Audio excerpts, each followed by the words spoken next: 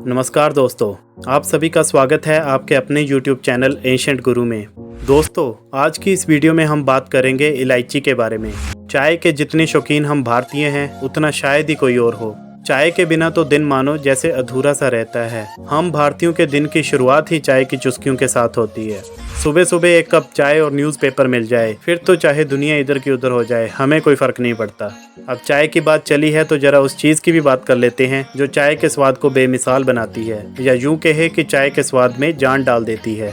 नहीं समझे? हम बात कर रहे हैं क्वीन ऑफ स्पाइसेस, मसालों की रानी इलायची के बारे में। इलायची का यूज़ हम लोग कहाँ नहीं करते, फिर चाहे वो चाय कॉफ़ी हो, सब्जियों में पड़ने वाले मसाले हों, या फिर खुशियाँ बांटने वाली मिठाइयाँ। हर चीज़ में फ्लेवर और एरोमा के लिए इलायची का यूज़ किया जाता है। यूँ ही नहीं, इलायची को मसालों की रानी कहा जाता। दोस्तों, जिस इलायची को आप रोज़ यूज़ करते हो वो एक्चुअल में ऐसी ही नहीं होती। खेतों से होते हुए फैक्ट्री में और वहाँ से आपके किचन तक के सफ़र में इलायची कई छोटी बड़ी प्रोसेस से गुजरती है, तब जाकर इसको ये शेप और लुक मिलती है। तो चलिए हम भी अपने आज के सफ़र की शुरुआत करते हैं उन खेतों से यहाँ इलायची को उगाया जाता है। दोस्तों, हम इलायची के खपत में अगर सबसे आगे हैं तो भला पैदावार में कैसे पीछे रहें, वो भी तब जब हमारे देश के वेस्टर्न घाट का एनवायरनमेंट इलायची की पैदावार के लिए बिल्कुल अनुकूल है।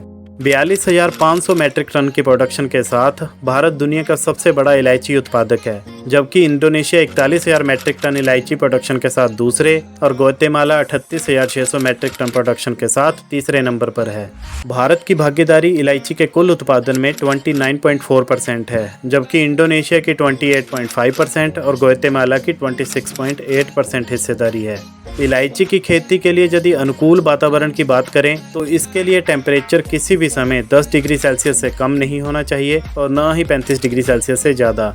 इसके लिए लाल दोमट मिट्टी सबसे उपयुक्त रहेगी। और इसके अतिरिक्त अगर समुद्र तल से ऊंचाई की बात करें तो 600 मीटर से लेकर 1500 मीटर ऊंचाई वाले क्षेत्रों में ही इलायची की पैदावार सबसे बेहतर होती है। एक और बात, जिन जगहों पर बारिश कम से कम 1500 मिलीमीटर से लेकर 4000 मिलीमीटर तक होती है, वहीं पर इलायची की पैदावार सबसे अच्छी होती है। अन्य जगहों पर इलायची के पौधे तो उग जाएंगे, लेकिन पैदावार की कोई गारंटी नहीं। और वातावरण की ये सभी खूबियाँ ट्रॉपिकल जोन यानी उष्ण कटिबंधीय क्षेत्रों में ही पाई जाती हैं। इसीलिए भारत में इलायची की खेती के लिए तमिलनाडु, केरल और कर्नाटक राज्य सबसे बेस्ट हैं। इन राज्यों में भी जहां मिट्टी की पीएच वैल्यू 7 से कम है, वहीं पर इसकी खेती की जा सकती है। अदरवाइज अगर पीएच वैल्यू 7 से ज़्यादा है तो पौधे उगने के बावजूद भी डैमेज हो जाएंगे। That's why soil testing is most important. इलायची की खेती की तैयारी करने के लिए किसान मिट्टी में 20 से 30% तक कंपोस्ट फर्टिलाइजर मिलाते हैं, और यदि ज़रूरत पड़े तो 20% तक रेत भी। यहाँ रेत का मतलब बालू नहीं बल्कि सूखी महीन मिट्टी से है। मिट्टी और वातावरण के बारे में तो जान लिया, अब बात करते हैं बीजों की। अगर आपको लगता है कि जो इलायची आप रोज़ देखते और यूज़ करते हो उसके बीजों से इलायची की खेती की जा सकती है, तो आप बिल्कुल गलत हो। एक्चुअल में हीटिंग और पॉलिशिंग जैसी प्रोसेस से गुजरने के कारण इन इलायची के बीज जर्मिनेशन यानी अंकुरित होने लायक नहीं रहते। बीज निकालने के लिए सबसे बेस्ट क्वालिटी की इलायची को ही यूज़ किया जाएगा, जिससे किसी भी इंडस्ट्रियल प्रोसेस से ना गुजारा गया हो, ताकि बिल्कुल स्वस्थ पौधे उगाए जा सकें।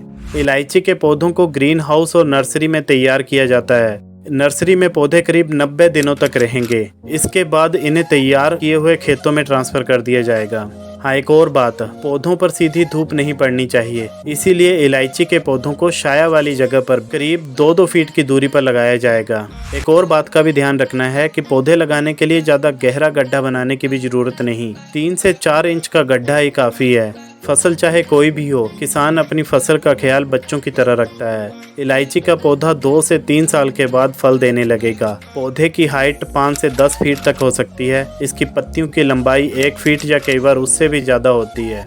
फल पौधे के तने के पास गुच्छों में लगते हैं। अप्रैल और मई के महीनों में इसमें फूल आने शुरू हो जाएंगे और जुलाई अगस्त में ये फूल फल यानी कैप्सूल में कन्वर्ट हो जाएंगे। इलायची की हार्वेस्टिंग अक्टूबर और नवंबर से शुरू होकर फरवरी मार्च तक चलेगी। हार्वेस्टिंग ज़्यादातर लेबर के द्वारा ही करवाई जाती है। हार्वेस्टिंग बहुत ही मेहनत और ध्यान से करने वाला काम है। इसमें उन्हीं फलों यानी कैप्सूल को तोड़ना होता है जो बिल्कुल आसानी से टूटकर हाथ में आ जाए।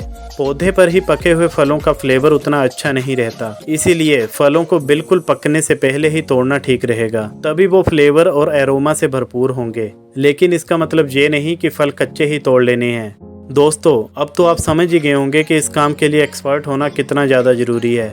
शाम तक सभी वर्कर अपनी अपनी तोड़ी हुई हरी इलायची को नज़दीकी कार्डेमम ड्रायर फैक्ट्री में लेकर जाएंगे। यहाँ पर इलायची के वजन के हिसाब से उन्हें उनकी मेहनत के पैसे दिए जाएंगे। इस कच्ची इलायची को कार्डेमम ड्रायर मशीन में डालकर 50 डिग्री सेल्सियस तक गर्म किया जाएगा। मशीन में टेम्परेचर का खास ध्यान रखना होता है क्योंकि 50 डिग्री सेल्सियस से ज़्यादा टेम्परेचर इलायची की क्वालिटी ख़राब कर देगा। कार्डेमम ड्रायर मशीन इलायची से 80% तक नमी सोख लेती है। मशीन से निकलने के बाद इलायची को ठंडा होने के लिए छोड़ दिया जाएगा। कई जगह पर इलायची सुखाने के लिए ट्रेडिशनल तरीके यानी धूप का भी इस्तेमाल किया जाता है। ठंडा होने के बाद इलायची पर पॉलिशिंग की जाएगी ताकि इलायची दिखने में और अच्छी लगे। अच्छी तरह सुखाने के बाद इलायची की बढ़िया सी पैकिंग कर दी जाएगी। लीजिए अब ये इलायची हमारी चाय और खाने के स्वाद में जान डालने के लिए बिल्कुल तैयार है। So with all being said आज की इस वीडियो को यहीं पे रैप अप करते हैं। वीडियो अच्छा लगा तो लाइक और शेयर कीजिए, साथ ही चैनल को सब्सक्राइब करके रेड दिखने वाले बटन को ग्रे बना दीजिए और बेल आइकन को प्रेस करना ना भूलें ताकि मेरी अगली आने वाली वीडियो की नोटिफिकेशन आपको सबसे पहले मिल सके। मिलते हैं आपसे नेक्स्ट वीडियो में, तब तक के लिए टेक केयर।